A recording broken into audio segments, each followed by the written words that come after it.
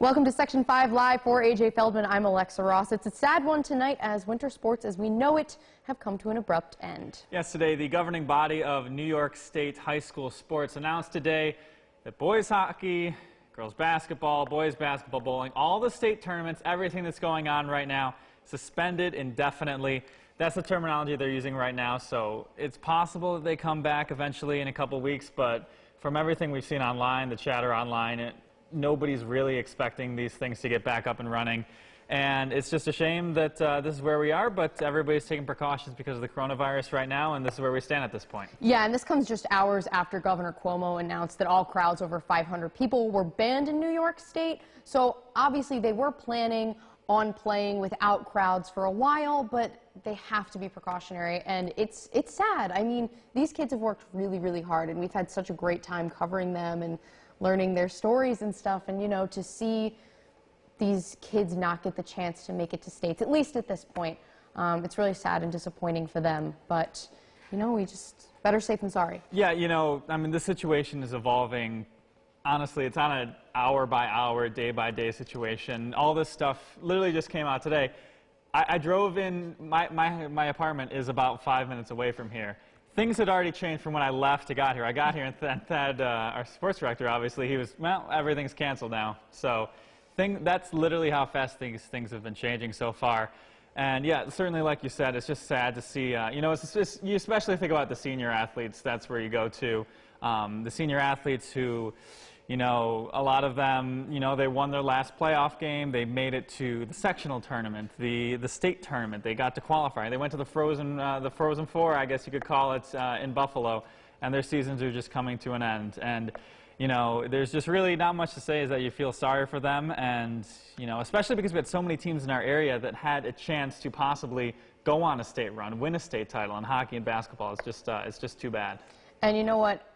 As sad as it is right now, it is so important that their friends, their family, their loved ones who might not be able to fight off this virus are taken care of. And so our thoughts are obviously with everybody who we're preventing the spread from. And so the future is certainly, you know, uncertain.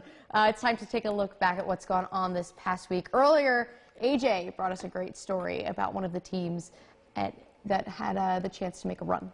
Yeah, East Ridge, the boys basketball team, they won their first sectional title in quite some time in 1964. And one of the players, Jalen Young, a guard on the Lancers, he's been through a lot this year and in his life. He may have been the missing piece for their sectional title run after he missed their matchup with Irondequoit in the regular season. He fought his way back with the help of his teammates, and here's that story. It was a long time waiting for East Ridge to win another basketball sectional title, 56 years to be exact. But a different wait was even tougher for senior guard I do want to kind of He started suffering more talk. We can summer and was diagnosed with epilepsy. It kind of came out of nowhere, and I was scared. You know, my family was scared. After suffering a seizure mid-season, per state regulations, he had to sit out 30 days until right before the semifinals to rejoin his team on the court. Just from the team morale perspective, like everyone was so happy to have Jalen back. Because they know what he's gone through this year and how hard it's been on him. So just to see him, you know, be on the court with his friends, you know, competing and playing basketball, a sport he loves, was great for the team. This isn't the only hardship Young has had to overcome in his life.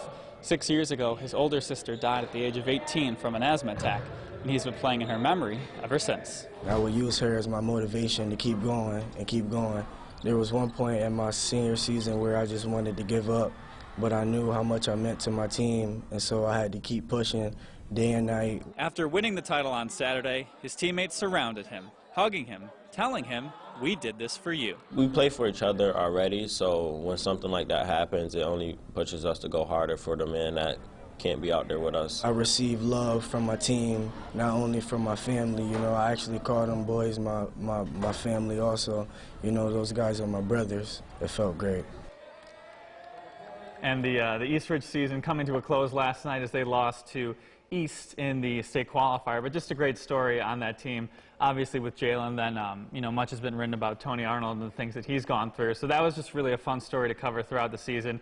Seeing them find their way throughout the postseason and win that sectional championship game, that was, in my opinion, the highlight of that sectional championship Saturday. Just, you saw Tony Arnold. He ran into the crowds, just embracing all of his fans and his family. And, you saw his teammates lift him up, and then you saw all the emotion on the court. Just so much for East Ridge. And then just kind of circling back to what we saw before, they were so focused about getting some more games for Jalen because, with that 30 days, he had to sit out almost, it was until right before the sectional semifinals. And that was such a big thing for them to get him more games. And that's just kind of, it's another cause, another reason to point as to how much, these games, these teams, these mean to those seniors and everybody in general. So it's just a shame that, some seniors' seasons just got cut off a little bit short. It's really nice, though, that they were able to get that brick, bring it home, first time in 56 years, with such great stories on the team. And even though we won't have sports for a little while, we've had plenty of great moments between those sectional championship games and the state playoffs. Here's this week's Section 5 Best. At number 5, Ariana Young of Dansville. The B1 tournament MVP scored 20 points, 13 in the third quarter, to erase a 6-point halftime deficit to defeat Pomac in the championship game. On Tuesday, she had 18 points and 18 rebounds to top Penyan in the state qualifier. At number 4, Jack McCandless of Victor. On Saturday, he scored a natural hat trick in the first period of the Blue Devils state quarterfinal game against Syracuse, leading his team to a 4-0 victory. In the 3 spot, Zechariah Harris-Scott of East. The Eagles senior took over in the second half of their A2 championship game against Henny Douglas, scoring 33 points in the win. And last night, he had 22 points and 12 rebounds as they topped East Ridge in the state qualifier. At number 2, Monique Hardy of Webster Thomas and Anaya Dees of Hilton. Hardy won her 3rd straight weight throw individual championship on Saturday, and Dees won the long jump title for the 2nd straight year. And at number 1, our state team champions, East Ridge Cheerleading and Pittsford Swimming. The Lancers cheerleading squad won the co-ed division, topping Webster Thomas, who finished 2nd. And the Panthers boys swim team won 2 relay events to help them capture the overall team title for the first time since 2014. And that's this week's Section 5 Best. Obviously, high school sports weren't the only ones suspended indefinitely. All these decisions kind of coming down from the professional level, and college sports, they've been pausing their seasons, canceling, things like that. It affects Syracuse women's lacrosse, which is home to former Victor standout Emily Harris-Chuck. She's the nation's leading scorer, and she might end her career that way, even though she did have a bigger goal going into the season. Emily Harris-Chuck picked up a lacrosse stick for the first time in 7th grade. I came home one day from school and I found a stick on my bed. My dad bought one for me and he didn't even tell me about it. So it just appeared and I picked it up and never put it down. By 2016, she was an Under Armour All-American and led Victor to the Class B sectional title. I had a lot of amazing coaches growing up at Victor, at WROC, so they definitely molded me into the player that I am now. She committed to play lacrosse at her dream school, Syracuse, and became a key member of the Orange offense. I knew a long time ago that, I wanted to come here, and now that I'm here, it's very surreal, but at the same time, it's been the most amazing journey. 4 years later, and she's the nation's leading scorer in Division I women's lacrosse. I don't keep track of that stuff, especially going into the games. So, when it happened, it was amazing, and it's crazy. But we're focusing on winning and beating each team. Against the top competition is where she shines the most. Her 6-7 goal games are against the top 10 teams, and her 2-3 goal games are against unranked teams. She's a player that wants to win, and she wants to be the best, and she wants to do it against the best. Even with all of Harris-Chuck's individual success, she has one goal left for her senior campaign: to help bring home the program's first ever national championship. Dating back all the way to Victor, even when I picked up a stick in the 7th grade, that is the one thing that as a little girl you dream of accomplishing. So to be as close as we come year by year, and then eventually this year, putting all the pieces together, having that outcome would be absolutely amazing.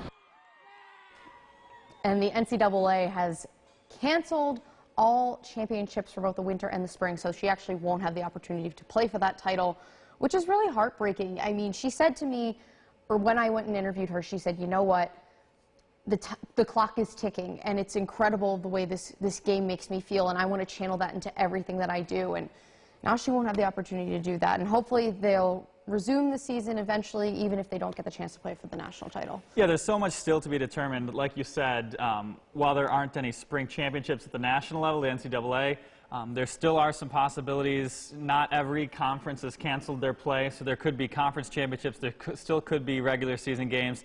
And there's also been the possibility floated out that seniors will get kind of like a red shirt, you know, a hardship as some sort of that, so they can maybe come back for next season. There's just so much to be unknown at the college level that certainly we'll be keeping an eye on. And then, you know, there's obviously still the question of what happens to high school sports in the springs. There's still so much unknown yet. Yeah, and we don't know if we're going to keep pushing it off. So that would be lacrosse, that would be track and field, your baseball, your softballs, all your other outdoor sports. And that's the one thing that is, I guess, a silver lining is, you know, basketball. Everybody's watching these sports. They're jam-packed in a gym.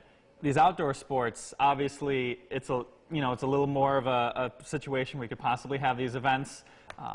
And then also, we were right in the thick of the state tournament season where teams from across the state were traveling to these sites. You know, the New York State has been affected, you know, very differently throughout the state, where if you're just holding in Section 5 competitions, maybe it turns back up. You know, obviously, who knows what's even happened to the high schools in general. But, you know, we're just going to play it day by day, hour by hour, and see where that takes us. Yeah, and obviously for the college athletes, they can redshirt. Seniors in high school don't have that opportunity, so, you know, hopefully they can get up and running as soon as they can. They can get back in gym, on the field, start practicing.